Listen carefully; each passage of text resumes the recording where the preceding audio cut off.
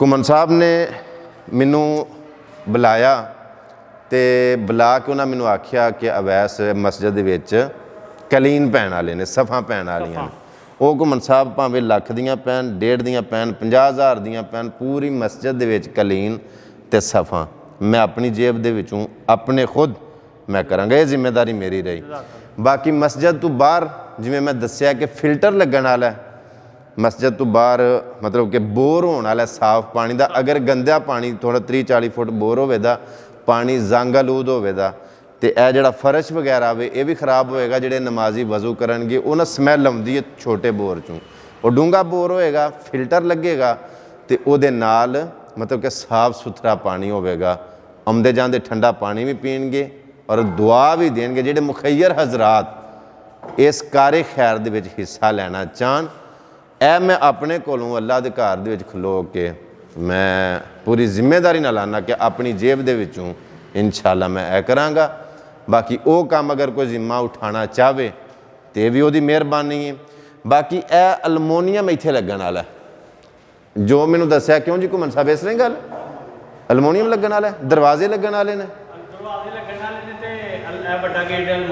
वड्डा गेट अलमोनीयम का दस दिन लगन वाला है, दरवाजे कुछ लग गए ने, कुछ लगन वाले ने, खिड़कियां छिड़कियां लगन वालियां ने।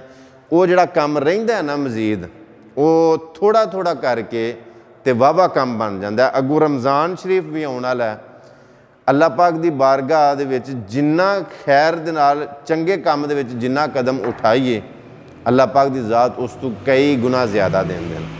सो इस वास्ते अपनी अपनी कैपेसिटी के मुताबिक, अपनी अपनी जेब के मुताबिक तुहाडे भी करीब कई मस्जिदां गली महल्ले दे विच, जिवें मैं अगले दिन मस्जिद की सफाई करदे होया अवेयरनैस के वास्ते लोगों दे विच जज्बा बेदार करने वास्ते वीडियो बनाई।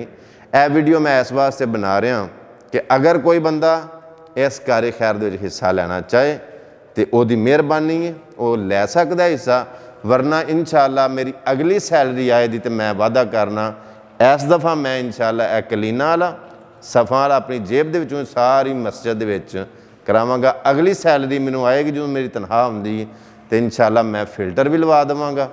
मैं इंशाअल्लाह घुमन साहब मेरा तुहाडे नाल वादा रहा अल्लाह के घर दे विच खलो के इस दफ़ा मैं इंशाअल्लाह पूरी मस्जिद दे विच कलीना ते साफ पवा दियांगा। इस जुम्मे नूं मतलब दसदे ने पे मैनूं भाई नसीर घुमन साहब पे दसदे ने कि इस जुम्मे वाले दिन मस्जिद का ओपनिंग है, इफ्तिताह है। सो इस वास्ते अज सोमवार हो गई है, मंगल बुध जुमेरात 3 दिन विच चलो मैं कोशिश करांगा इन्हां 3 दिनों के विच यह जिहड़ा मसला कलीना वाला है या दरवाज़े वाली कोशिश करां दे कि जिन्हों तक हो सके कंप्लीट होवे, सफ़ा वाला मुकम्मल कर लीए काम, ताकि जुम्मे वाले दिन नमाजी हजरात या जिहड़ा इज्तिमा हुंदा वे वो सफ़ा के उत्ते बाइज़्ज़त तरीके नाल आराम सुकून दे नाल बैठ सकन। बाकी इत्थे करके पानी वाला बोर होएदा ते नाल ही मतलब कि फिल्टर लग जाएगा, फिल्टर लगेगा। आउंदा जांदा इधर कैमरा मारो, ए रास्ते वाले उधर आउंदे जांदे जी मतलब कि पानी पीणगे, ठीक है जी। जो फिल्टर लग जाए तो वो जिहड़े मुखैयर हजरात फिल्टर लवाना चाहन या पानी का बोर मस्जिद वास्ते करवाना चाहन वो इस चंगे काम दे विच अल्लाह वास्ते अल्लाह दे घर दा वो काम करा सकते हैं।